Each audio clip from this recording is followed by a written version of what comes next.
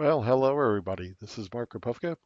I'm PMP, and this is PMP Exam Preparation, Roadmap to Success. So, a little bit about who I am. I recently passed the PMP. I am an IT Academic Technology Manager at City University of New York, and I wanted to share some of my lessons learned from passing the PMP this December 2015. So my key steps to success, I read a secondary guide, which I will share with you. This is free. And what I did is once I did each chapter, I would do chapter quizzes to basically reinforce what I learned. So I would review incorrect answers and take notes along the way. And one thing I will definitely recommend, a study technique that works really well, is to say it, write it, and basically read it. So you do all three things. So if there's something that you're trying to remember, and this not only applies to PMP, this can be used for pretty much anything that you try to learn. But it's a technique I've been using for years since I've been in high school. And if you have something that you need to remember in this case, let's say you're trying to learn the 47 processes, or you're trying to learn you're trying to learn the EVM formulas. What I would do is, as you write out again, you're going to do a dump sheet. As you practice your dump sheet, say it, write it, read it. That will help you. You basically seeing the content, you're reading it, so you're hearing it, and you're also the act of writing it will reinforce it that much faster. So getting back, I basically used a secondary guide, which was free, to do the chapter quizzes, and that guide was available if you go to, let's see where we are, at Edwell Programs. Um, this is an image of it over here, and I will show you the guide. It's called the Edwell Programs PMP. It's written by Richard Perrin, and Richard did a great job. I use this in conjunction with studying um, the PMBOK, but his graphics, he breaks it down for you. And actually, let me just show you an example.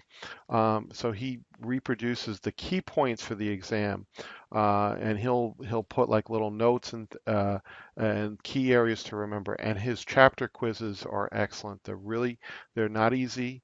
And I will advise you, as you're taking quizzes and you do get it wrong answers and you feel like you're not doing well. So here's some exam tips here. If you're not doing well, don't get frustrated. Hang in there. It's outline, and as you get more involved in depth in your study, you'll learn the details for each of the chapters on the PMP. I definitely recommend this as a supplemental guide. So definitely, please, if you want. Again, I'm not compensated in any way for this, but I just wanted to share it. This was very helpful to me. Let me go back. So that's what I did. Basically, I took the PMBOK, I went chapter by chapter, took notes, read the PMBOK, and read the secondary guide as well. And then once as at the same simultaneously, I also learned the 47 processes, and I'm going to show you a trick that helped me remember them. And it's really important to not so much remember, you can memorize them, but you really should understand what each process is doing and how it leads into the other processes. That's more important than the memorization. Memorization is good to initially learn them. So I'll show you a trick that worked for me. What I is I basically did an Excel spreadsheet, as you can see here. I basically created my own. And one of the things to remember, okay, it's broken down, you put out your process groups and you have your knowledge areas.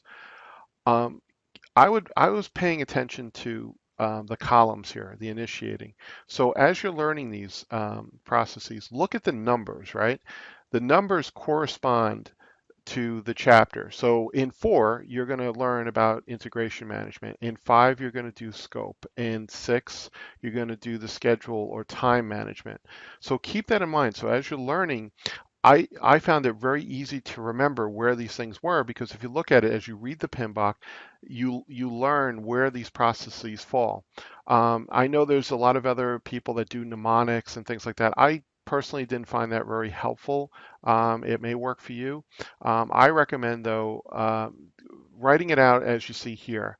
And as you can see, and let's say, for example, in the initiating, the only two are the develop project charter and the identify stakeholders.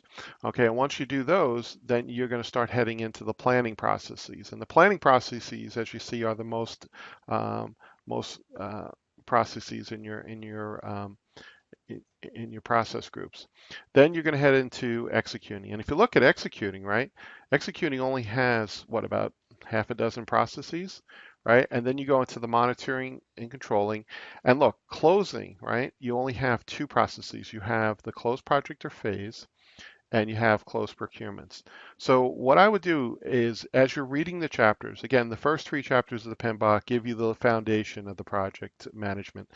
You learn the key terminologies of what a project is, what a portfolio is, what a program is, and all that.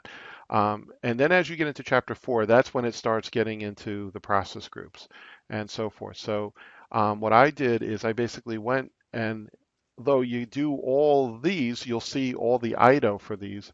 You learn the numbers of the processes. What I eventually did is once I got this down, I was able to actually reproduce this. And I obviously you can't type it on the exam, but what you can do is basically you can abbreviate these. So I did the numbers and I would say dev proj chart or something like that that made sense to me, but I knew what it was and I was able to very quickly reproduce this in about, I'd say about 5 minutes. And it just takes practice. Again, say it, write it, read it, and you will find that you'll learn it that much faster. And use the numbers. That's what worked for me.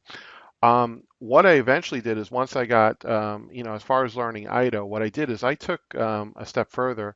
I basically broke out the grid and put the IDO for each. So I went through, I actually found all the IDO, and it's in there. It's in the PMBOK. Unfortunately, it's you have to kind of dig it out. And I basically looked at them. I didn't memorize all these. What I tried to do is to try to understand how. Okay, so what is going on in scope management? What is going on in development project plan? And I think if you do that, you'll find it's a lot easier to you're not going to I don't think you have to memorize every one of these, but it helps to kind of see the commonalities and to see what's going into each one.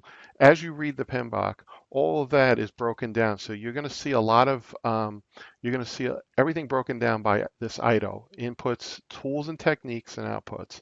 So so once you start getting comfortable and you do your chapter quizzes and you take notes, I suggest doing, I did probably about a dozen full-length practice exams. There are a lot of free ones out there. I actually also used a paid simulator, which I will show you. I think it was about $100. I'm going to share the free ones with you, and I suggest doing each individual different ones so you get to see different flavors of questions. Some are better than others.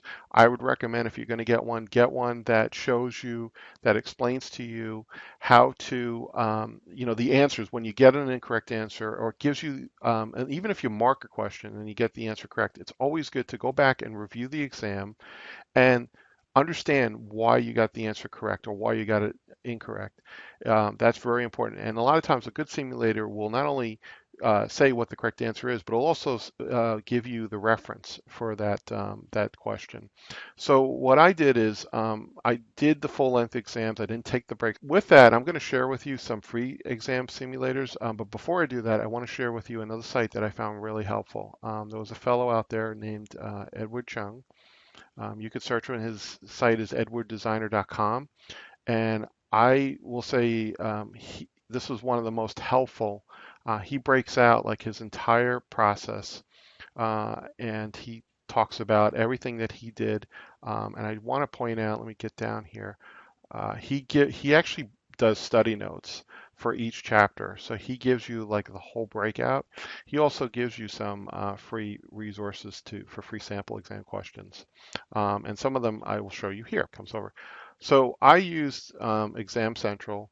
It was free. I guess there's also a paid version. The free version is excellent. Okay, so you can see there's sample quizzes to those areas, so you can learn them and understand what the concepts that you need to know. So that's Exam Central. You could also take, they also offer full-length practice exams, and I definitely recommend taking those. Um, The other one I used was, as I showed you before, Edwell has a free, unfortunately it's not electronic, it's an online exam, but you can also get the ebook that I used. Another one is Eisenbridge. He gives you a free practice exam. It's not a full exam, but it gives you like a really good flavor of the exam. And there was another one.